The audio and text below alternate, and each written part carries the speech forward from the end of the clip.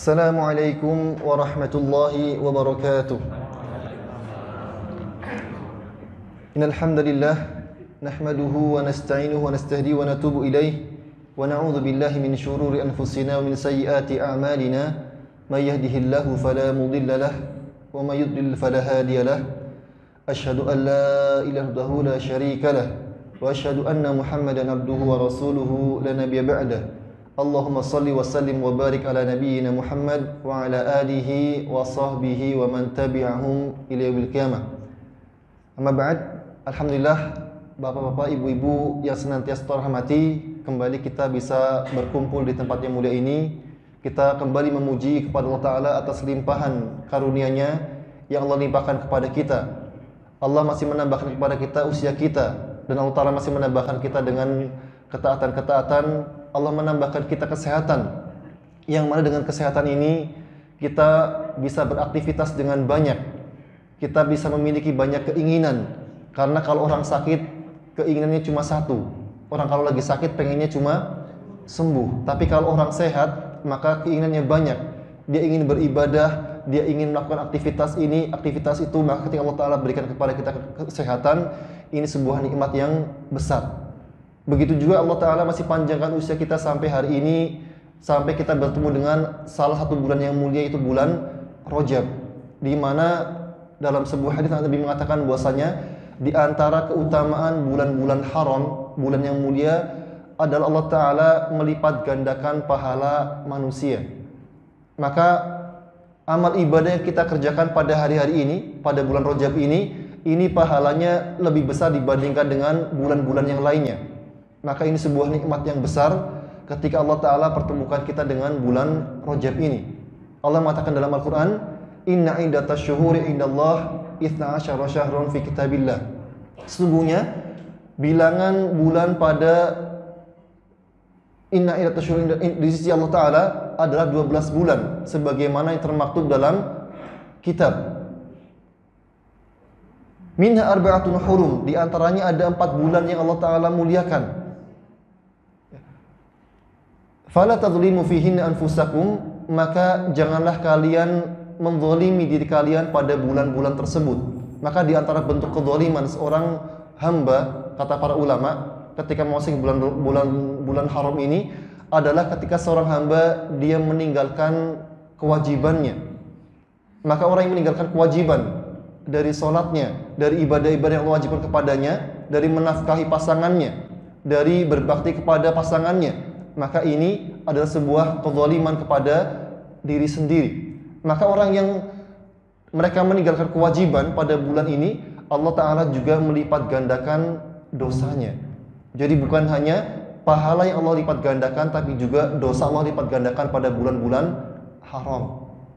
Dan di antara bentuk zalim kepada diri sendiri pada bulan haram adalah ketika seorang melakukan apa yang Allah Ta'ala larang, melaksanakan larangan, melakukan larangan yang Allah Ta'ala larang. Ini juga di antara bentuk zalim kepada diri sendiri pada bulan haram. Maka ini juga sama, Allah Ta'ala akan melipat gandakan dosa bagi orang-orang yang mereka meninggalkan melaksanakan larangan-larangan Allah Ta'ala.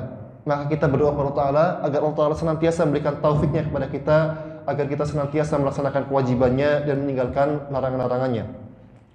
Salawat serta salam tidak lupa kita curahkan kepada panutan kita Nabi Muhammad SAW, kepada keluarga beliau, sahabat-sahabat beliau, serta orang-orang yang mengikuti beliau sampai hari kiamat. Baik, Bapak Ibu yang hormati, alhamdulillah pada pertemuan yang lalu kita sudah menyelesaikan Kitabus Shalah, bab tentang salat. Maka kita pada kesempatan kali ini akan melanjutkan dengan bab yang selanjutnya, yaitu Kitabuz Zakah, pembahasan mengenai zakat. Dan dalam pembagian zakat ini akan kita bahas beberapa hal, beberapa poin. Di antara poin yang akan kita bahas adalah pertama adalah mengenai definisi dari zakat ini apa. Karena dengan kita mengetahui definisinya, ini kita akan lebih memahami apa makna dan hikmah dari sebuah Allah Ta'ala memerintahkan sebuah ibadah. Maka di antara definisi zakat, secara bahasa zakat ini diambil dari kata zakayazku dalam bahasa Arab yang memiliki makna artinya tumbuh dan berkembang. Ya, jadi dalam bahasa Arab, ya, kata zaka yazku ini memiliki makna tumbuh dan berkembang. Makanya orang-orang Arab biasa menggunakan kata zaka yazku ini untuk tambahan, untuk tumbuhan. Zaka an-nabat artinya tumbuhan ini berkembang dengan baik. Ini di antara makna kata zakat. Ya, kemudian di antara makna zakat yang kedua adalah bahwasanya kata zakat ini juga diambil dari kata zakayuzaki yang artinya adalah bersih dan suci. Allah mengatakan dalam Al-Quran, qad aflaha man zakkaha, sungguh beruntung orang yang dia membersihkan dirinya. Ya, jadi di antara makna zakat ini nanti ada memiliki makna sebagai pembersih. Pembersih apa? Pembersih harta kita, pembersih dari jiwa kita. Kemudian di antara makna zakat juga ya adalah makna shalah. Makna shalah artinya adalah baik.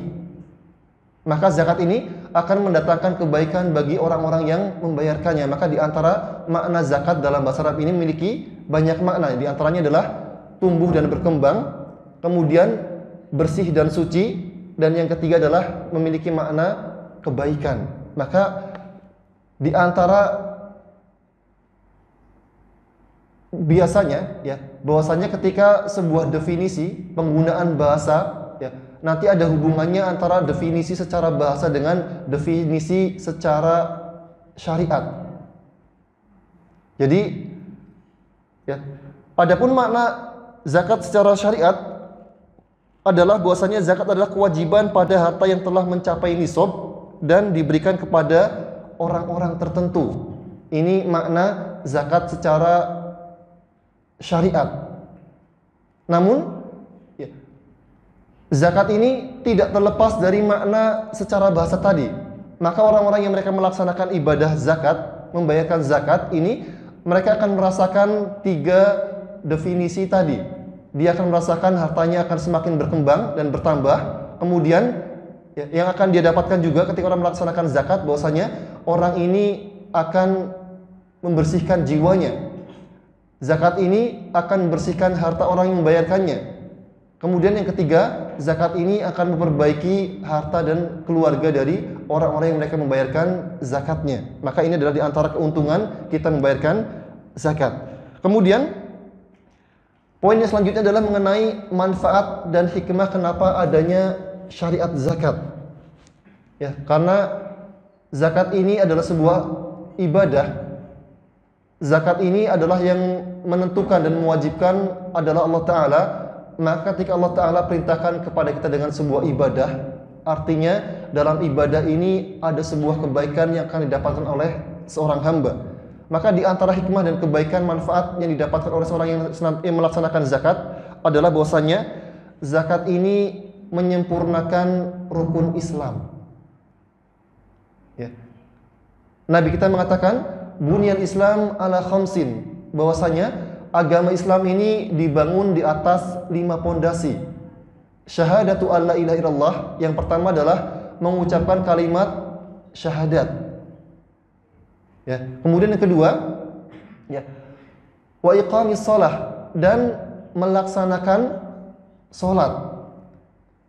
Wa itaiz zakah, dan membayarkan zakat. Wa shaumi Ramadan, dan melaksanakan puasa Ramadan, dan Nabi yang terakhir mengatakan wa hajjil bait, dan yang kelima adalah melaksanakan ibadah haji. Maka ketika seorang mukmin, seorang yang beriman, dia melaksanakan sudah bersyahadat, ini adalah pondasi dasarnya. Seorang dikatakan dia Islam adalah ketika dia mengucapkan kalimat syahadat. Maka akan semakin sempurna, akan bertambah sempurna keislamannya jika dia melaksanakan rukun-rukun yang lainnya. Ketika dia sudah bersyahadat dilanjutkan dengan sholat, maka bertambah kebaikannya. Ketika tambahkan dengan zakat, maka semakin sempurna Islamnya. Ketika dia melaksanakan ibadah puasa, bertambah sempurna keislamannya. Ketika disempurnakan dengan ibadah haji, maka semakin sempurna pula, sempurnalah agama Islamnya. Maka ketika seorang dia bisa melaksanakan 5 syariat ini, 5 rukun ini, maka telah sempurna Islamnya.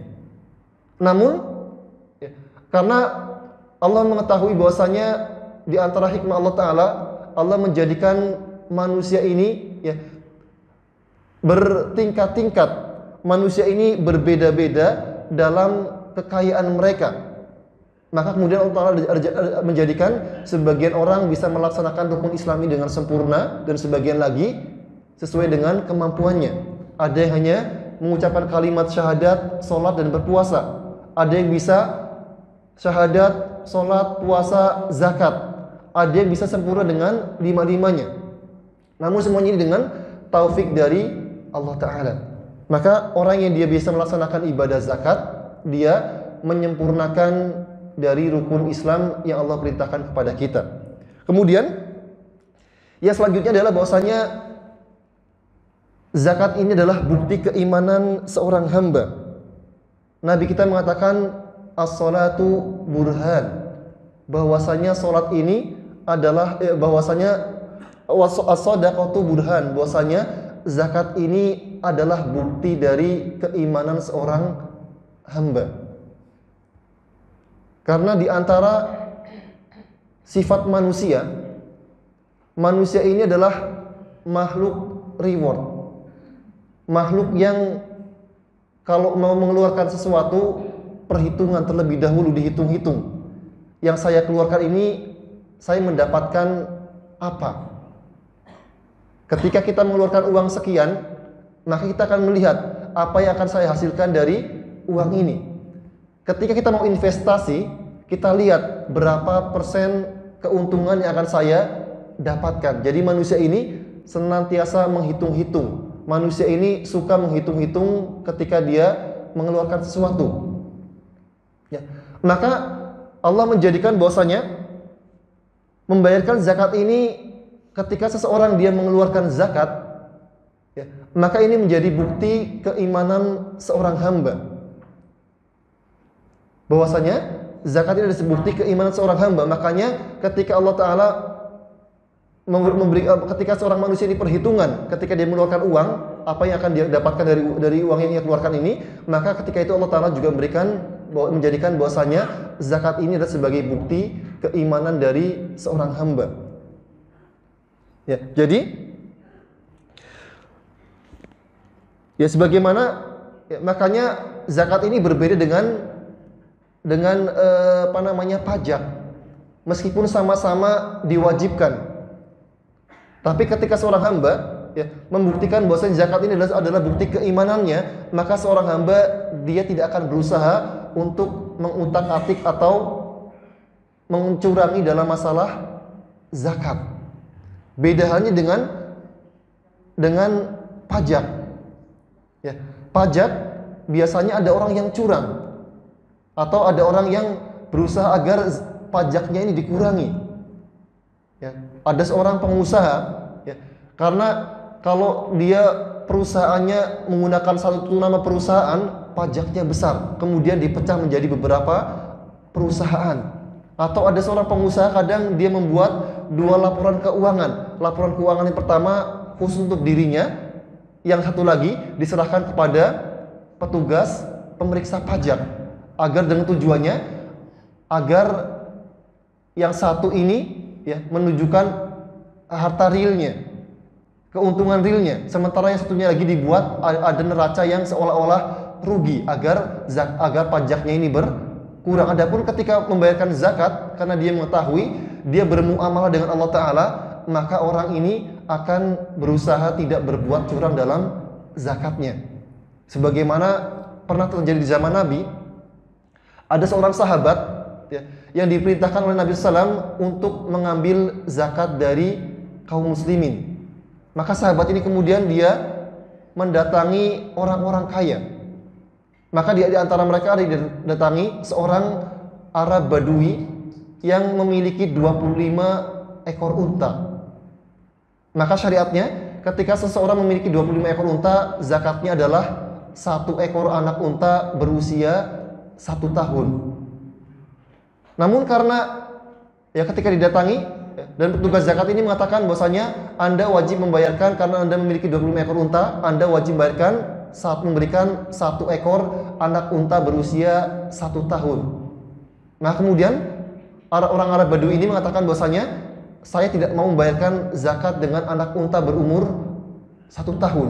Karena kalau anak unta berumur 1 tahun ini belum bisa ditunggangi, belum bisa dibawa berjihad, belum bisa diperas susunya, sehingga tidak menghasilkan apa-apa. Maka saya akan membayarkan zakat dengan unta yang sudah dewasa berusia 5 tahun. Tentunya akan berbeda usia 1 tahun dengan 5 tahun. Nah kemudian petugas zakat ini mengatakan, demi Allah saya tidak akan mengambil karena ini bukan kewajiban Anda. Namun orang Arab Badui ini mengatakan, demi Allah saya akan membayarkan dengan unta berusia 5 tahun ini. Kemudian akhirnya ketika dipaksa, petugas zakat ini mengatakan, demi Allah saya tidak akan mengambil unta ini sampai aku mengadukannya kepada Rasulullah. Kemudian sahabat ini mengadukan kepada Rasulullah, kemudian Nabi mengatakan, khudh minha, ambillah unta 5 tahun berusia 5 tahun ini. Bagaimana seorang mukmin ini, ya, dia berusaha, dia tidak mencurangi syariat zakat ini. Adapun dalam syariat pajak, meskipun sama-sama diwajibkan, yang satu dari Allah Ta'ala, yang satu dari manusia, maka kita akan kadang berusaha untuk mencurangi atau untuk mengurangi agar tidak terkena banyak pajak. Maka ini bedanya antara pajak dengan zakat. Maka karena zakat ini adalah bukti keimanan seseorang, maka seseorang akan berusaha untuk memberikan yang terbaik dari zakatnya. Kemudian yang selanjutnya adalah bahwasanya zakat ini menjaga harta dari kejahatan. Nabi kita mengatakan, hasinu amwalakum bizzakah, jagalah harta kalian dengan zakat. Wadawu mardakum bisadaqah, dan obatilah orang yang sakit di antara kalian dengan sedekah. Wa a'iddu lil bala ad-du'a, dan persiapkanlah untuk musibah dengan sebuah musibah dengan doa. Ya, jadi Nabi memerintahkan kepada kita untuk menjaga harta kita ini dari kejahatan-kejahatan dengan membayarkan zakat. Nabi mengatakan, hasinu amwalakum bizzakah, jagalah harta kalian dari kejahatan dengan membayarkan zakat. Karena di antara ya, yang sudah menjadi fitrah manusia, menjadi sunatullah, Allah menjadikan di dunia ini ada orang kaya, ada orang miskin. Allah jadikan rizki manusia ini berbeda-beda. Ada yang kaya, ada yang miskin. Ada yang punya kemampuan, keahlian yang menghasilkan uang yang banyak, ada yang tidak memiliki keahlian. Maka Allah mengatakan, wallahu faddala ba'dakum ala ba'din fir rizq, dan Allah Ta'ala melebihkan sebagian orang di antara kalian dalam rizkinya. Ya, maka kemudian di antara cara Allah Ta'ala untuk menghilangkan kesenjangan ekonomi ini, Allah perintahkan kepada kita dengan, Allah wajibkan kepada kita dengan syariat, adanya syariat zakat. Karena ketika seorang kaya yang dia menunaikan zakatnya, maka orang-orang miskin tidak akan merasa iri dengan kekayaan yang dimiliki oleh orang kaya. Maka Nabi kita mengatakan, hasinu amwalakum bizzakah, jagalah harta kalian dengan membayarkan zakat. Wadawu mardakum bisadaqah, dan obatilah orang yang sakit di antara kalian dengan sedekah. Maka kalau kita sakit menahun, sakitnya lama, sudah berobat ke sana kemari belum sembuh-sembuh pula, maka mungkin kita perlu bersedekah. Ya. Dan sedekah terbaik adalah dengan kita memberi minum. Sebagaimana suatu ketika ada seorang wanita mendatangi Hasan al-Basri, Imam Hasan al-Basri. Dia mengatakan, wahai Imam, saya sudah saya sudah belasan tahun menikah, tapi saya belum memiliki keturunan. Nah kemudian Hasan al-Basri mengatakan, ya, hafiri al-bi'r, buatlah sumur, sedekahlah dengan air. Kemudian ada orang datang sakit menahun, mendatangi Imam Hasan al-Basri. Dia mengatakan, wahai Imam, saya sudah bertahun-tahun sakit, saya sudah berobat dengan berbagai macam obat, saya sudah mendatangi banyak tabib, tapi belum diberikan kesembuhan. Maka apa nasihat Anda wahai imam? Maka Imam Hasan Al-Basri mengatakan, hafir al-bi'r, buatlah sumur atau berilah minum kepada orang yang membutuhkan. Kalau di Indonesia yang sumur banyak, tapi di Arab sana karena tandus ini butuh effort. Orang buatlah sumur, maka sumur ini akan menjadi sumber air bagi para musafir, menjadi sumber air bagi para binatang. Maka banyak manfaatnya. Maka kalau kita ingin sembuh pula dari penyakit-penyakit kita, maka juga berbanyak sedekah. Dan sedekah terbaik adalah dengan memberikan minum kepada orang lain. Apakah dengan kita memberikan minum untuk masjid, kita sedekah air minum untuk jamaah kajian masjid, untuk momen-momen tertentu, atau kita menyediakan membuat air untuk di pesantren, membuatkan sumur di pesantren, ini juga sangat baik sekali. Dan Nabi juga mengatakan, wa'aidu lil bala ad-du'a, dan persiapkanlah untuk menghadapi musibah dengan doa. Maksudnya kita berdoa agar jangan terkena fitnah, agar jangan terkena musibah. Ya, ini diantara perintah Nabi kita kepada kita. Kemudian diantara hikmah zakat adalah bahwasanya zakat ini akan membersihkan jiwa dari sifat kikir dan pelit. Ya, jadi ketika seorang terbiasa memberikan zakatnya, ya, ini akan menghindarkan dirinya seorang hamba dari sifat kikir dan pelit. Kemudian yang ketiga, yang selanjutnya adalah membantu fakir miskin.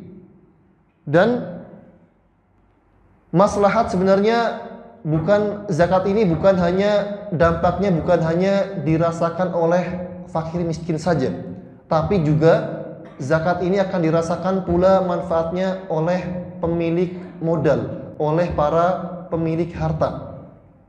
Jadi maslahatnya ketika seorang miskin ini diberikan zakat, ya, maka akan terjadi perputaran ekonomi, sehingga kemudian orang-orang yang mereka memiliki uang dan mereka punya usaha, maka ekonominya akan berputar. Namun kalau sekarang punya orang-orang kaya, mereka tidak membayarkan zakat, maka akan terjadi banyak kejahatan. Orang-orang yang kaya ketika mereka tidak membayarkan zakat, maka ekonomi akan semakin tersendat.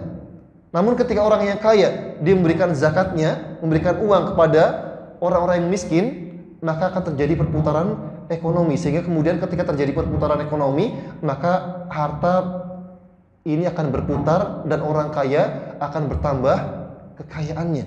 Jadi yang merasakan bukan hanya orang miskin saja merasakan manfaatnya, tapi juga orang-orang kaya, mereka akan mendapatkan manfaat dari pembayaran zakat ini.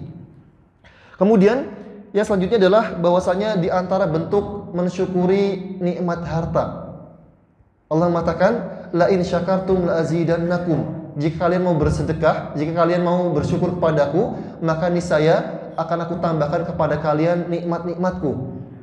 Ya, maka dengan orang kaya membayarkan zakat ini akan bertambah hartanya dengan adanya perputaran ekonomi. Kemudian yang selanjutnya adalah bahwasanya sebab bertambahnya rizki dan datangnya pertolongan Allah Ta'ala.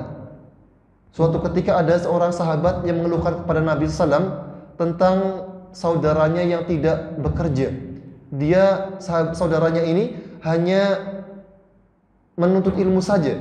Dia duduk di Masjid Nabawi, dia berusaha untuk menuntut ilmu, karena memang dia ngerasa bahwasanya passionnya adalah dia menuntut ilmu, karena dia dia bercita-cita ingin menjadi seorang ulama. Maka kemudian saudaranya, dia mengadu kepada Nabi, ya Rasulullah, saya yang selalu mengeluarkan sedekah, saya mengeluarkan zakat untuk saudara saya ini. Ya, dia tidak mau bekerja.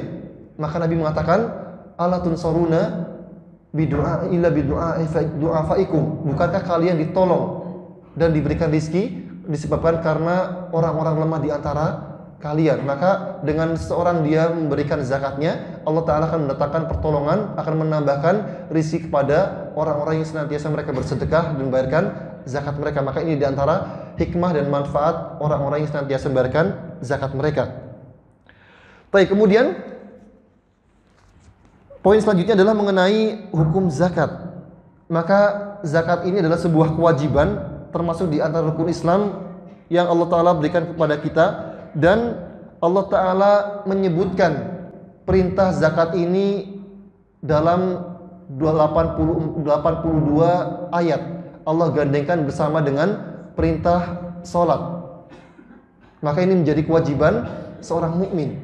Allah sampai memerintahkan kalau dalam puasa, ibadah puasa ini Allah hanya sebutkan beberapa kali saja dalam Al-Qur'an. Perintah haji Allah perintahkan hanya beberapa kali dalam Al-Qur'an. Adapun zakat ini Allah sampai menyebutkannya sebanyak 82 kali dalam Al-Qur'an. Maka ini menunjukkan bahwasanya pentingnya ibadah zakat ini. Allah sampai menyebutkannya sampai 82 kali. Kemudian sebagaimana Allah firmankan dalam Al-Qur'an, wa aqimus shalah wa atuz zakah warka'u ma'ar raki'in.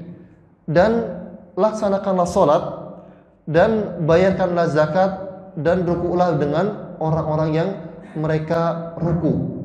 Dan hadis Nabi SAW, Nabi mengatakan, bunyal Islam ala khamsin. Islam ini dibangun di atas 5 pondasi. Maka di antaranya adalah Nabi mengatakan wa ita'iz zakah, dan membayarkan zakat. Maka zakat ini menjadi sebuah rukun yang perlu kita laksanakan jika ingin sempurna keimanan kita. Kemudian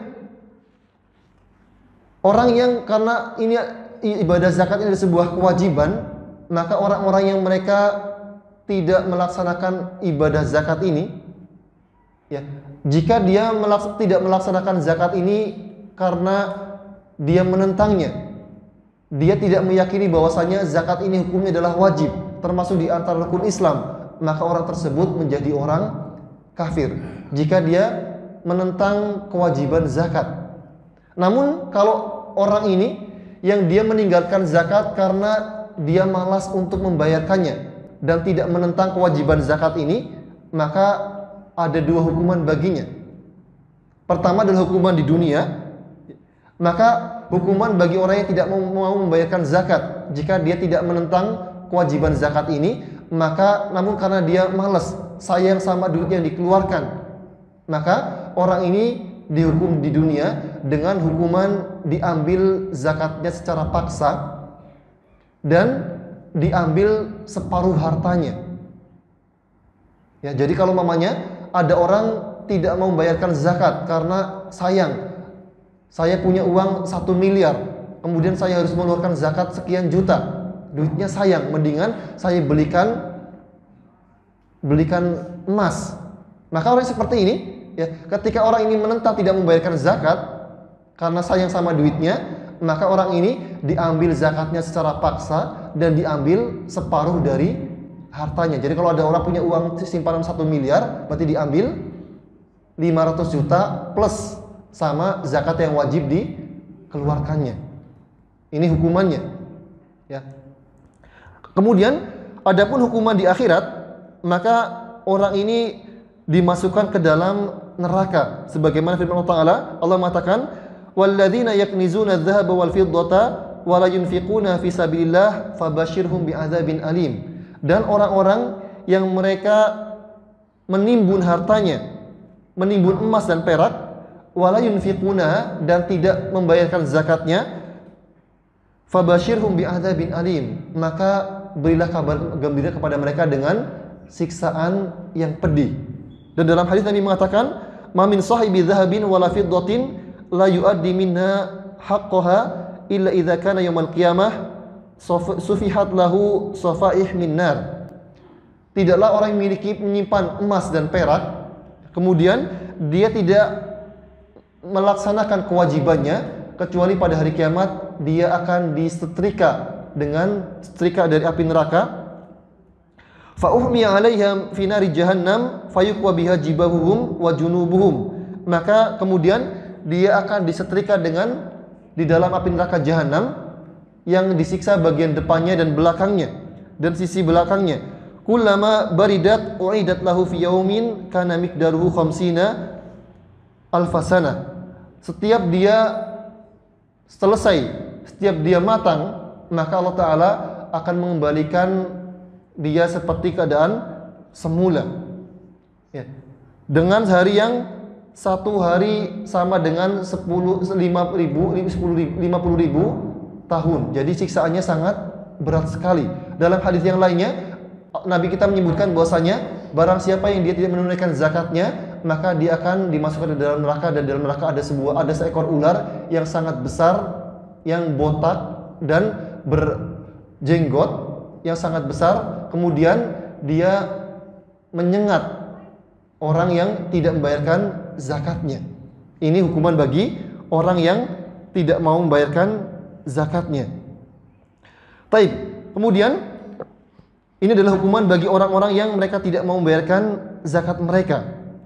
Kemudian kita lanjutkan dengan orang-orang yang diwajibkan kepada mereka. Poin selanjutnya adalah orang-orang yang mereka diwajibkan kepada mereka zakat. Siapa saja mereka?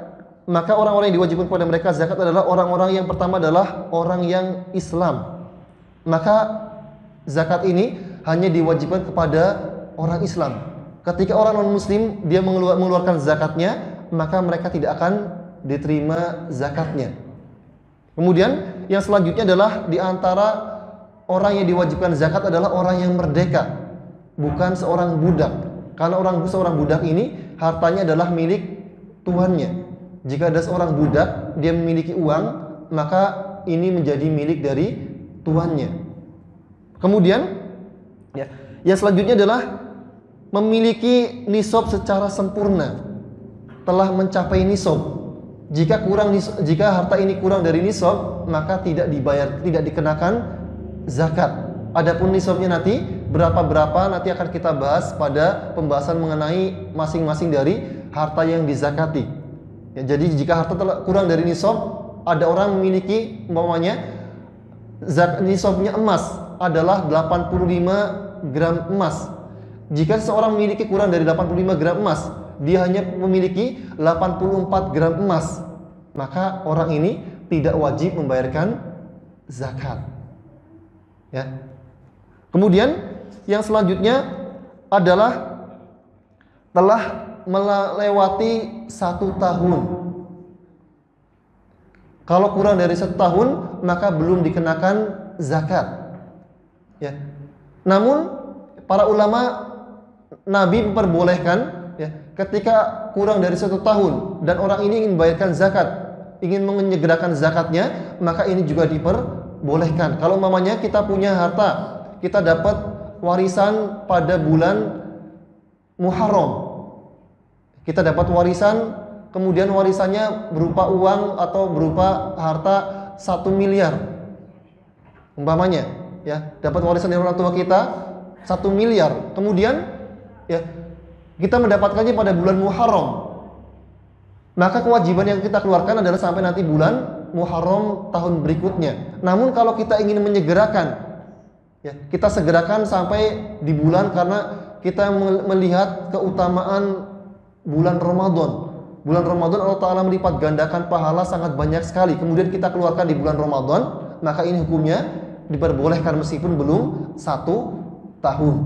Tapi kalau belum mencapai nisab, maka ini tidak boleh dikeluarkan. Ya. Kita punya simpanan uang, ya, meskipun 80, taruhlah umpamanya kita punya uang, simpanan uang 50 juta. Kemudian kita ingin mengeluarkan zakat, sudah punya uang tabungan 50 juta di tabungan. Kemudian kita sudah lewat 1 tahun, uang ini tidak dipakai-pakai.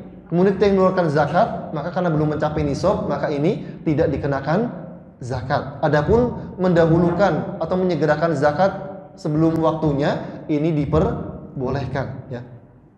Baik, kemudian syarat yang selanjutnya adalah tidak memiliki hutang. Ya, jadi di antara syarat zakat ini adalah tidak memiliki hutang yang menjadi tanggungan.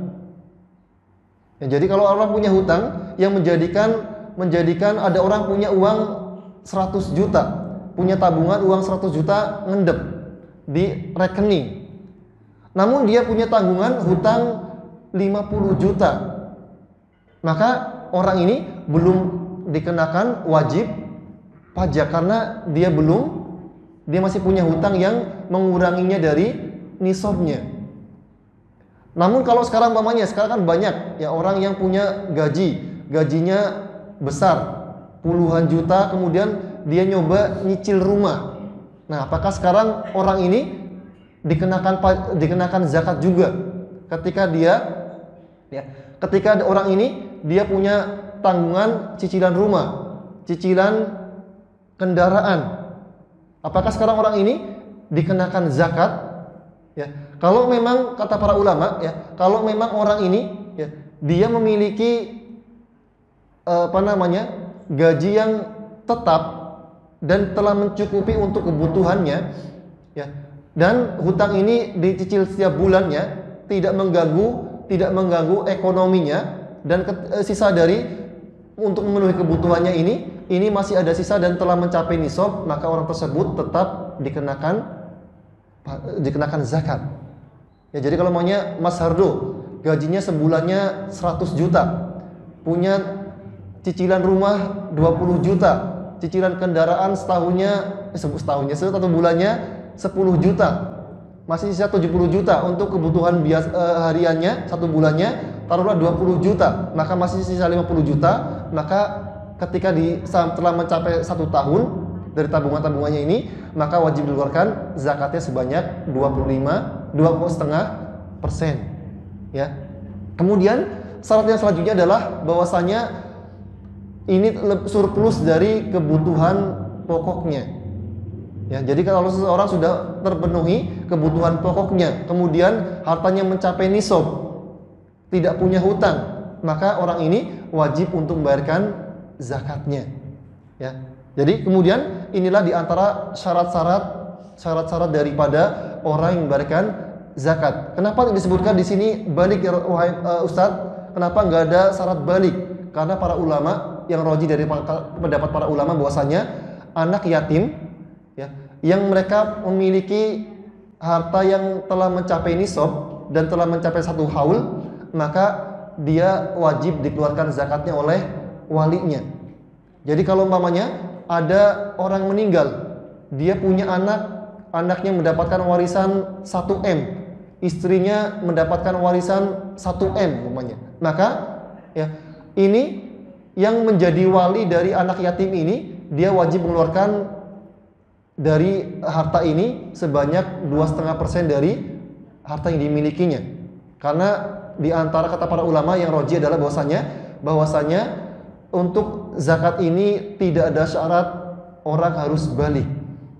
Bahkan orang yang gila, ada orang gila, dia punya harta banyak, dia mendapatkan warisan, atau mamanya sebelum dia gila dia punya usahanya banyak, kemudian ketipu, punya bisnis kemudian ketipunya lumayan besar, tapi masih belum bangkrut, kemudian dia jadi gila, maka ketika hartanya telah mencapai nisab dan mencapai haul, maka wajib untuk dikeluarkan zakatnya. Maka tidak ada hubungannya dengan gila atau balik untuk masalah zakat ini. Adapun ibadah yang lainnya, maka dibutuhkan akal dan dibutuhkan balik.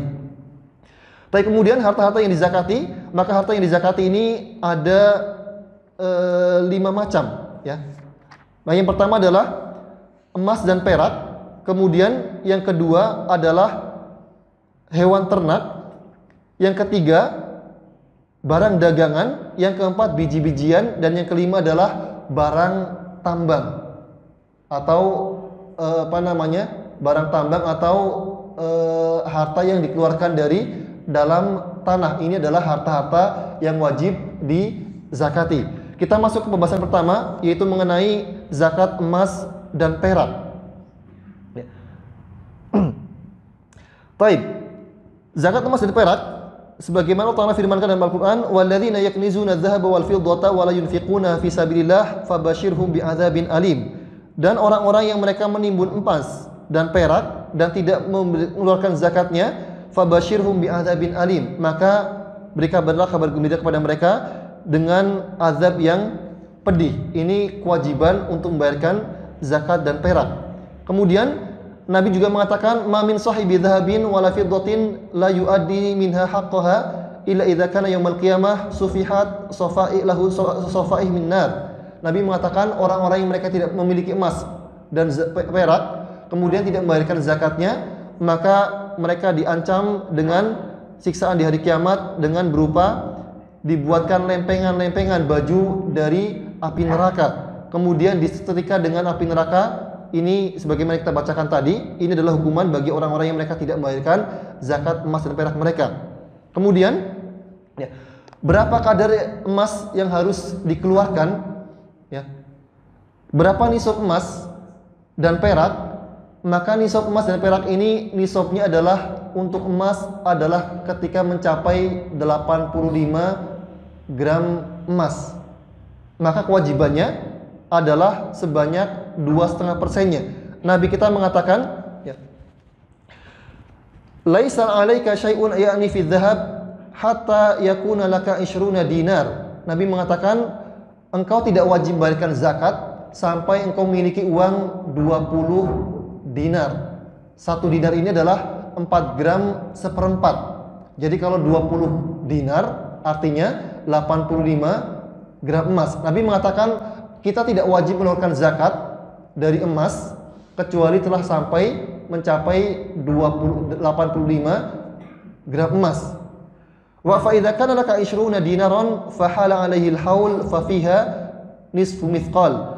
Dan jika engkau telah memiliki emas 20 dinar emas, ya, maka dan telah mencapai 1 tahun, fa fiha nisfu mithqal, maka di dalamnya ada syariat sebanyak setengah mithqal atau setengah dinar. Jadi dari 20 dinar ini diambil hanya setengahnya. Jadi yang dimiliki masih adalah 19,5 dinar. Jadi masih banyak banget, ya.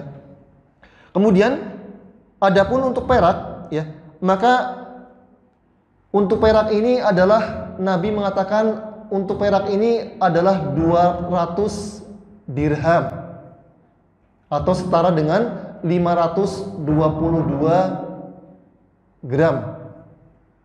Nah, kemudian maka jika seorang telah memiliki perak, ya, perak sebanyak 522 gram, 1,5 kilo, maka orang ini wajib untuk membayarkan zakatnya sebanyak 5 dinar, 5 dirham. Ya, jadi 1 dirham itu kalau kita cek harganya sekitar 70 sekian. Ya, kalau sekarang uang koin dirham, ya ini sekitar 70.000 sekian. Ya, jadi ini kalau kita punya perak telah mencapai 1,5 kilo, maka kita wajib mengeluarkan zakatnya sekitar sekitar 5 dirham. Berarti sekitar 1 dirham itu sekitar 3 gram. Berarti sekitar 15 gram dari perak tadi.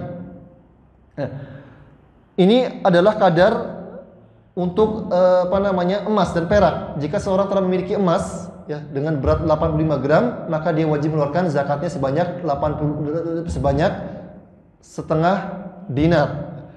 Kemudian, ya, selanjutnya adalah mengenai zakat perhiasan. Yang dimaksud di sini adalah zakat perhiasan yang berupa emas.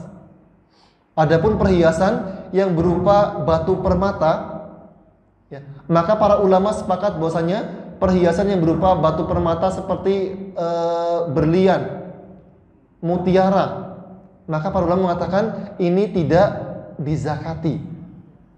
Jadi kalau mamanya kita punya berlian yang sebesar jempol, ini tidak dikeluarkan zakatnya.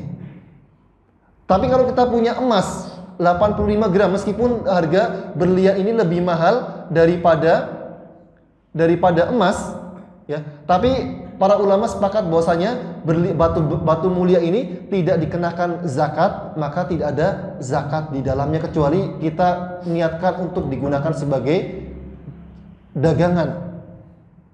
Ya, kita punya berlian sebesar 10 jempol, sebesar jempol 10 biji, dan kita niatkan untuk dijual belikan, maka ini wajib untuk dikeluarkan zakatnya. Namun kalau digunakan sebagai simpanan, maka para ulama mengatakan ini, atau dipakai, maka para ulama mengatakan bahwasanya ini tidak dikenakan zakat. Ya. Kemudian adapun emas, ya, jika dijadikan sebagai perhiasan, dan dikenakan oleh wanita. Ini juga jika telah mencapai nisab, mencapai 85 gram, maka yang roji dari pendapat para ulama adalah bahwasanya emas atau perhiasan ini dikeluarkan zakatnya. Ya, atau ada seseorang punya perhiasan ini nggak harus berupa gelang, nggak harus berupa kalung. Kalau ada orang punya perhiasan emas dijadikan sebagai gelas, kemudian dijadikan sebagai cangkir, dijadikan sebagai piring, maka ini juga ketika telah mencapai 85 gram emas, maka wajib dikeluarkan zakatnya berapa? Sebanyak 2,5%. Ya, kemudian atau kita punya tabungan. Ya. Orang yang punya tabungan, kalau tadi emas, yang pertama tadi emas, atau seorang yang memiliki tabungan, punya tabungan yang telah mencapai nisab, maka para ulama bersisi pendapat mengenai uang tabungan, apakah dihitung dengan hitungan emas atau dengan hitungan perak. Maka di antara para ulama, ya, para ulama dahulu mutaqaddimin, mereka mengatakan bahwasanya untuk uang ini maka digunakan dengan hitungannya adalah dengan digunakan perhitungan emas. Kenapa? Karena mereka mengatakan karena yang menjadi alat tukar menukar di zaman Nabi adalah emas, maka kemudian yang dijadikan sebagai perbandingan adalah emas. Jadi kalau mamanya ada seseorang yang dia memiliki uang di tabungan, ya, mandek di tabungan nggak dipakai sama sekali selama 1 tahun, telah mencapai nisab emas, maka wajib dikeluarkan zakatnya. Sekarang harga emas berapa Pak per gramnya? 1 juta? Kurang lebih 1 juta, taruhlah 1 juta, dibulatkan 1 juta untuk memudahkan. Kalau ada orang punya uang tabungan, di tabungan 85 juta, maka wajib dikeluarkan 2,5% dari 85 juta ini. Namun di antara para ulama muasirin, ulama-ulama modern, di antaranya Syekh Amin Asy-Shinqiti, kemudian Syekh Yusuf Al-Qardawi, mereka mengatakan bahwasanya untuk uang maka digunakan dengan hitungan perak. Ya, perak ini ya sekitar 1 gramnya itu sekitar 1 dinar tadi, 1 dirham tadi sekitar 70.000 dikalikan 200 berarti sekitar 15 juta. Maka kalau orang punya tabungan 15 juta menurut sebagian para ulama, ya, maka dan tidak dipakai selama 1 tahun, mengendap 1 tahun di dalam tabungan, maka orang ini wajib mengeluarkan zakatnya 2,5% dari 15 juta ini. Ini menurut sebagian para ulama. Kenapa? Karena dikatakan bahwasanya sebagai irfaqon lil masakin, sebagai bentuk belas kasihan kepada orang-orang miskin. Ya, jadi kemudian dikenakan zakat dengan untuk uang tabungan ini dikenakan zakat dari 2,5%-nya dari perak tadi menurut sebagian ulama modern. Namun kalau saya pribadi, ya, saya lebih condong kepada pendapat yang mengatakan 2,5% dari emas. Kenapa? Karena orang kalau punya tabungan 15 juta mandek setahun nggak dipakai, belum dikatakan sebagai orang yang kaya.